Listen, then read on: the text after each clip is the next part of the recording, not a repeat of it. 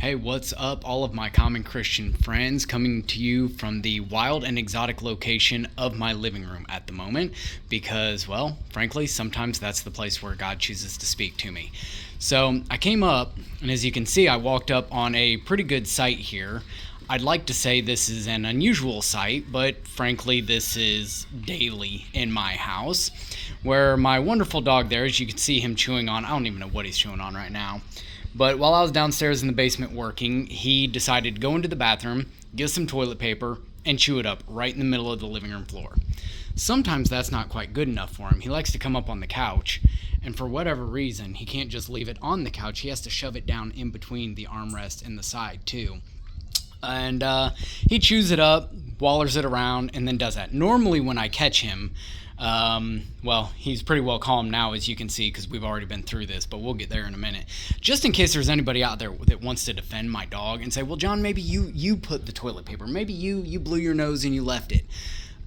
Unlikely. And just kind of for the proof, I'm going to show you the Hansel and Gretel trail here that goes down into my living room, or through my living room, into when the kids blow their nose, they put it in the trash can, and the dog likes to pull it out of there.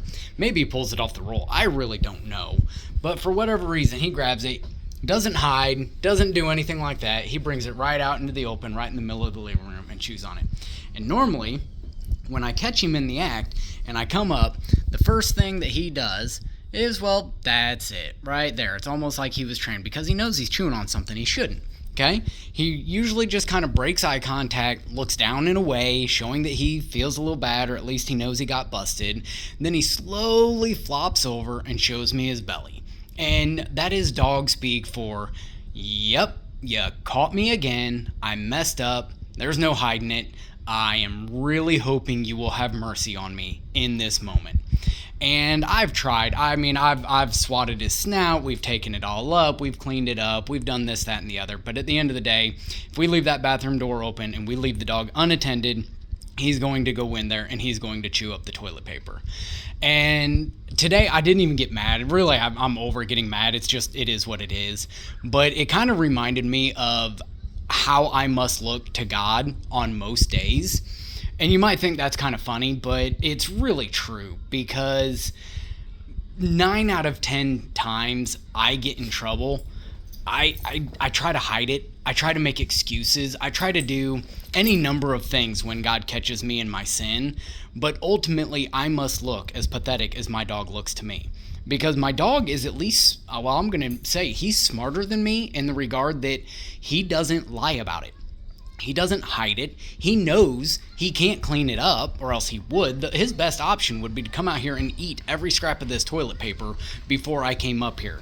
That would be his only way of hiding it. But when I catch him, he just looks at me, he knows he's caught, and he lays there. So I really think we could learn from this and maybe be a little bit more like currently I'm going to refer to him as my dumb old dog, that when God catches us in our sin, really, we can't hide it either. We can't lie about it. We can't convince him it was somebody else. He knows, just as obvious to me as it is that when I walk up and it's been only me in my house today, me and my dog, and there's a pile of chewed up toilet paper, I know it wasn't me. It had to have been him. That is 100% fact. God looks at us, and we are to blame for the sin in our lives, okay? We did it.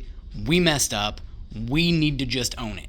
The beautiful part of it is that just as when my dog rolls over and shows me his belly and tries to lick my hand, even if I'm a little upset or disappointed for a moment, I clean it up, I throw it away, he still gets food in his bowl for dinner, he still gets his head scratched before bed.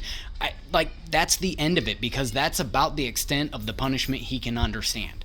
And I think it's a good reminder that we deserve so much more of a punishment than God ever gives us. I mean, just like my dog, we still get to be in God's family. We still get his shelter, his provision, and my kids still love that dog to the end of the world. And God will still send other believers and friends and family into our lives to be there for us, even when we're caught in sin. So I just want to encourage you, if there is any sin in your life, anything that you're just in the habit of doing, like probably worse than chewing up toilet paper and leaving it on the floor, just go ahead and admit that to God. Just go ahead and confess it, ask for forgiveness, and stop running from it, because he knows. He knew 2,000 years ago when Jesus died on that cross, he knew the sins you would be committing today. So just as your dog can't hide from you when it messes up, you can't hide from God when you mess up. Admit it, ask for forgiveness, and just receive that mercy and grace he's going to give you. All right? God bless. Have a great day.